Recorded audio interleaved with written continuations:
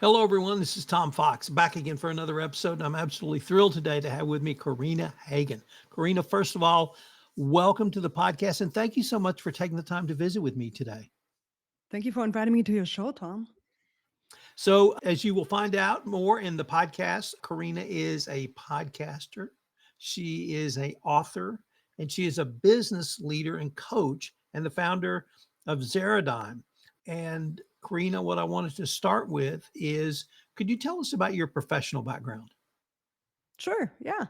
Yeah. I've spent the first maybe 15 years of my career as a management consultant, focused on strategy and innovation, working with a lot of startups and Fortune 100 companies. In the beginning, focusing on driving go to market strategies, scouting for startups to bring to large Fortune 100 companies for them to, offer a partnership, mergers, acquisitions. And then I transitioned out of management consulting, would still do a lot of in-house consulting, transformation projects, continuous improvement for many, many years to come until I started my own coaching business. And that was in 2019. That's when I registered the company. Didn't really go into it full time until 2021 when I jumped head on in, committed to building that coaching practice, focusing on leadership transformation and on executive communication and helping businesses and leaders to grow. So we're recording this on September 8th, but by the time this podcast releases, you will have completed your book launch. But I wanted to mention that and ask you about your book, High Stakes Communication Mastery for Leaders. I love to talk to other authors, so I have to ask you a few questions about your writing style. So, for instance, are you a morning person, an afternoon person? Do you have a muse? Do you write when the spirit moves you? Are you very structured in your approach? Could you tell me how Corinna sits down to write a book? Yeah, I think almost a combination of those things that you just mentioned. I wouldn't consider myself a morning person, but that's when my head is still clear and uncluttered, and where writing comes easy to me. Do I have a muse? I like to go for long walks and then just think through what I want to write about. I'm very structured. I have an outline for the entire book before I start writing a single chapter. And I might add a chapter or combine those things, but it helps me to kind of, have a common thread running through so it doesn't seem like a disconnected book. I'd like to have things make sense and leading from one to the other, even on a self-help book like High Stakes Communication Mastery for Leaders, which is coming out there. And that's a volume 2, by the way. So there was a volume 1 and didn't quite work out with that publisher that I was working for, or didn't have the audience reach that I wanted. And this is a volume 2 where I've added another chapter and yeah. So, could I also, as everyone also knows, I'm a podcast aficionado. So, I wanted to ask you about your upcoming podcast launch on the shift for leaders. Could you tell us what you hope to accomplish with that podcast?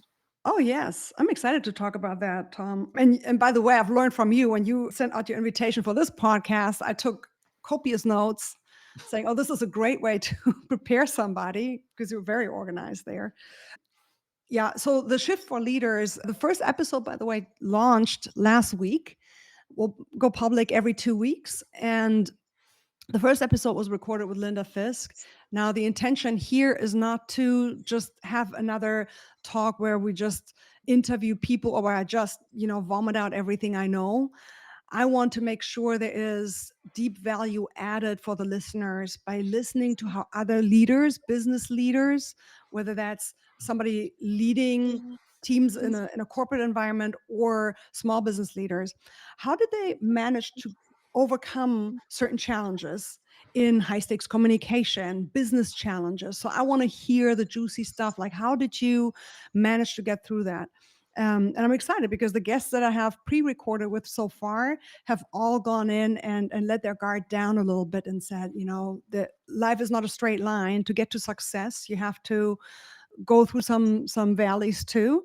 And that's where you often learn the biggest lessons that inform your values, your principles, and lead you to that success that you're then experiencing. So, As you know, or you may not know, but a large number of my listeners are in the corporate compliance world, although I have significant other business leaders.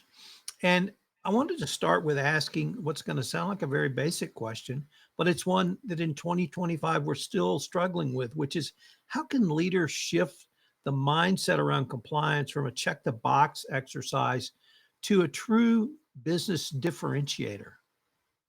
Mm-hmm. Mm-hmm. Hmm. I would say first, and that theme will probably repeat as we continue to talk. It's clarity.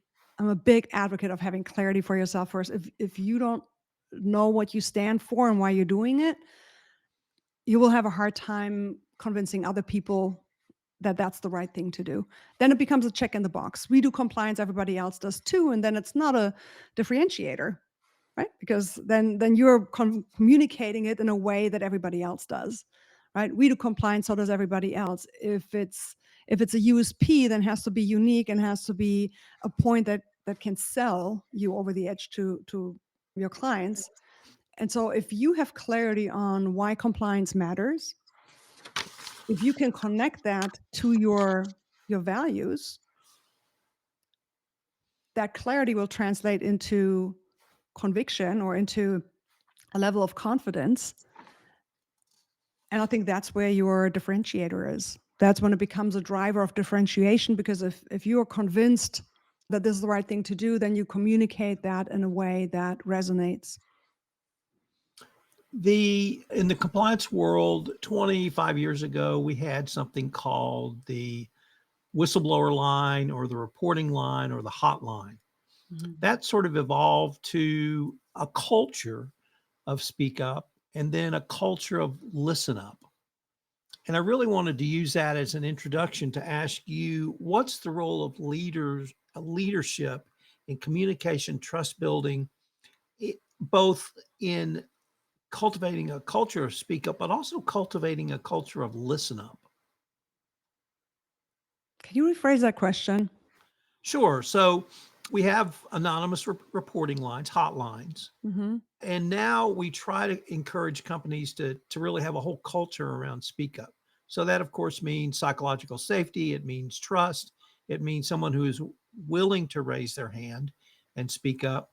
But now the sort of next step is, okay, someone's spoken, how do we listen? How do we train middle managers to listen?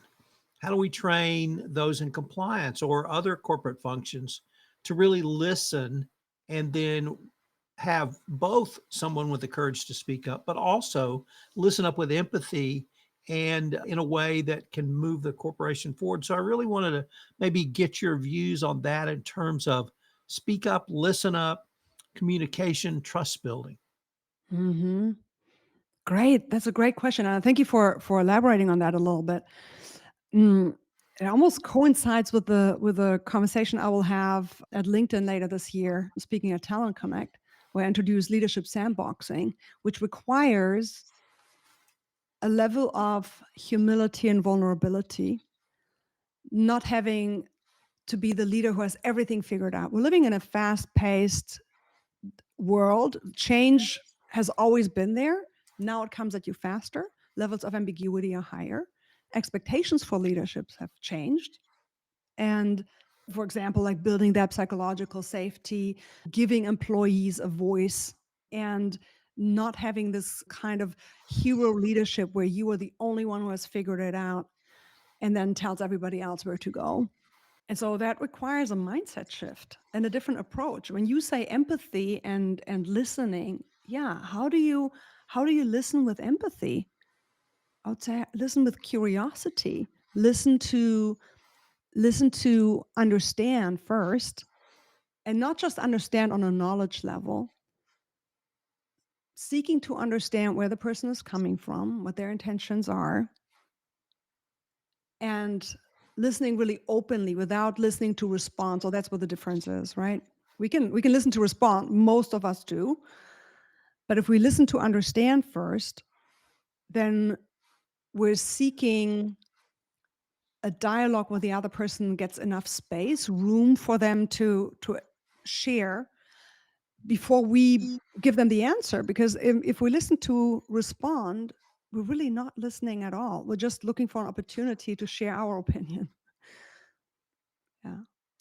I had a dinner with a colleague 2, 3 weeks ago, and that was exactly it. He'd ask me a question, I'd get about 10% through the answer, and he would say, "Well, let me tell you what I did." I'm like, "Okay."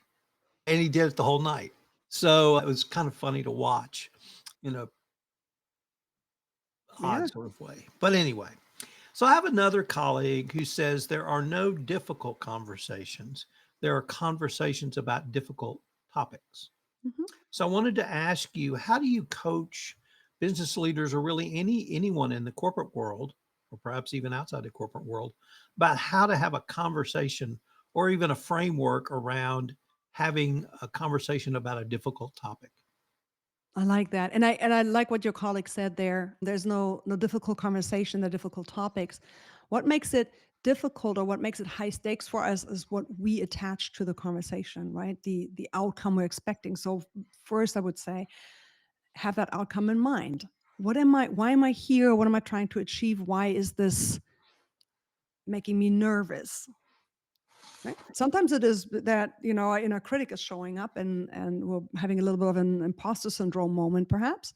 Sometimes it's because the outcome matters so much to us that we want that kind of outcome, and that adds sometimes unnecessary pressure.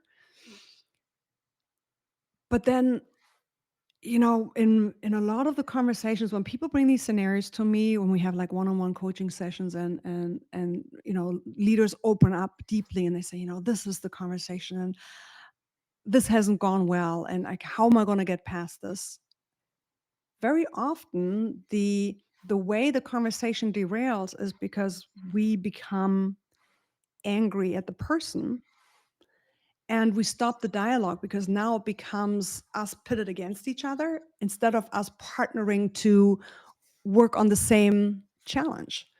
So if we go with that example that you mentioned, or that your colleague said there, that there is no difficult conversation, there's just these challenges, there's a challenge that it's at stake here or is in the room, then we address the problem, not the person.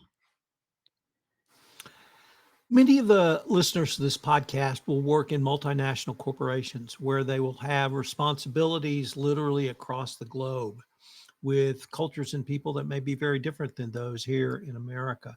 But they also will be talking to both senior executives and even boards of directors. How do you counsel a business leader to talk to a wide variety of stakeholders, and probably should have included some others, but how do you help them understand and perhaps think through? And is that something you've talked about in your book? How to address different audiences. Yes. Hmm. Yeah, so cultures I don't talk so much about in my book, but definitely talking to different audiences. Simply setting the time aside to do audience analysis will give you a lot of mileage, and a lot of people don't do that. They think they enter the room and they know the audience. So I'm entering the boardroom, I already know, that the CFO and the CMO and the CTO, they're all sitting in the room, and I think that's enough. But it's not. If you think about all these people sitting, like keeping the boardroom example, but it applies anywhere else, right? So if you keep that boardroom example, there are people with distinct roles and distinct interests in the room. So if you consider, where are they and where is what I am presenting, where is what I'm caring about affecting them? Where are they positionally to that? What would resonate with them? What's on their agenda? That little bit of audience analysis, even if you just take 5 minutes to think about, like, how would this fly and what could be the pushback, what might be the questions, what points can I hit that will resonate with them, will go a long way. And if we talk about different cultures, that's a little bit of a bigger discussion. If we're talking to business leaders, many of them have worked in a lot of different business environments, have worked globally. If you're new entering into that space, there's also a way to learn different cultures. But I think that's a bigger discussion right now, if you want the short answer. So, how about, or I'd like to turn now to the digital side of leadership visibility, and how can business leaders use platforms like LinkedIn, My favorite, obviously, is podcasting or other content creation to expand influence. How do you counsel on that? Again, if you have no clarity of what you stand for, your values, your leadership style, your goal in life or in business, it will be hard to build a brand around that. And wherever you show up, you'll just leave trails of inconsistency. Like all the breadcrumbs you leave behind, whether you show up on a podcast or on your LinkedIn profile, it will just be inconsistent. But if you have invested into building that clarity of what you want to achieve, what you want people to remember about you, what your brand will stand for, then any and all of these platforms, you don't have to pursue all of them. You can start with one, but no matter where you show up, you have that clarity and it will be conveyed, whether or not it's your LinkedIn profile or you're showing up on a podcast. You and I are both big fans of podcasting. Podcasting also takes work, right? Let's not mince words about that. It does take work. You could also be a guest on other people's shows if you want to get your feet wet before you start your own. And then I talk to a lot of corporate professionals who suggest that talent acquisition and retention will be the key differentiator going forward. Without asking whether you find that valid or invalid, what do you suggest as some of the best ways to attract top talent and perhaps keep them through building a trusted presence online? Mhm. Yeah. See, I said it in the beginning, like clarity will become the common thread in this conversation. If you lack clarity, nobody else will know why they should work for you. And now talent, so okay, it's a tough labor market right now. We know this. And still top talent will always be competed for. So if you want to attract top talent, think about the standards you have defined for yourself, for your organization, and for the people you're working with. If you don't hold yourself to a high standard, and if you don't know what principles inform your standards, what you have learned from life, what things have worked for you in your business, in your organization, and for you in life, then it's hard for you to come up with that high standard that will also attract others and to show up to that same high standard. I'd like to turn to a term I don't think we talk enough about in compliance, and that's self awareness. And how do you define self awareness and how do you help coach for self awareness so that it can be used in the business context? Yeah. One practice that I introduced to all my clients that I've worked with, if they listen right now, they'll probably laugh or smile at me saying this. Do your 5 by 5. And so that 5 by 5 is a method. It's a reflection method. You can journal. You can say this out loud. You can talk to somebody else. It's 5 minutes in the morning and 5 minutes in the evening to reflect. In the morning, set your intention. What am I trying to achieve? What is some new habit I want to form? What is a challenge I'm facing? In the evening, you reflect what's working. What do I need to start doing or stop doing? What's worked well? What have I learned? Take 5 minutes of that. You do that every day. You do a reflection at the end of the week. And I tell you what, after even 14 days, but let's say after 4 weeks, you have so many data points collected, 30, right? Ideally. You have 30 data points. Do you think you'll get something out of that? Your self awareness by default will increase, even if you don't work with a coach, just by you committing to doing that self reflection. So that's a shortcut. That's brilliant because it's not only, I don't want to say simple, but straightforward that everyone can do at no cost. And it's going to force you to put pen to paper to develop these ideas. And then, as you said, you've got 15 days worth of data points after 2 weeks. That's right. Wow. So, what are some of the communications or steps compliance professionals can take to strengthen their communications, both with their teams and in their broader audience of other stakeholders? hmm Yeah, lay out the intention and again that clarity we just touched on, so I don't want to harp on that too much more. But if you are a compliance leader and you want to have greater communication with your team, greater very often when I talk to leaders, it's about the alignment. They want to make sure they're being correctly understood. There's no ambiguity, and to resolve that, maybe instead of broadcasting, make it a dialogue and ask for a feedback loop. What did you hear? What are you taking away from our conversation? What are your expectations for how we're going to solve this? And that allows you, before the conversation ends or before the meeting concludes, to do a course correction if you need to, right? Because you hear it from the people in the room what their understanding is. And then also what's great about that, it teaches you where you may have missed the mark in communication, right? Maybe sometimes things are so clear to us. So I'm saying something to you, it's so clear in my head, but once I ask you what you heard, I get surprises very often. Oh, this is what landed on the other side for whatever reason. Sometimes because of how I said it, sometimes because of how you hear it based on where you are, the lens you see the world through, right?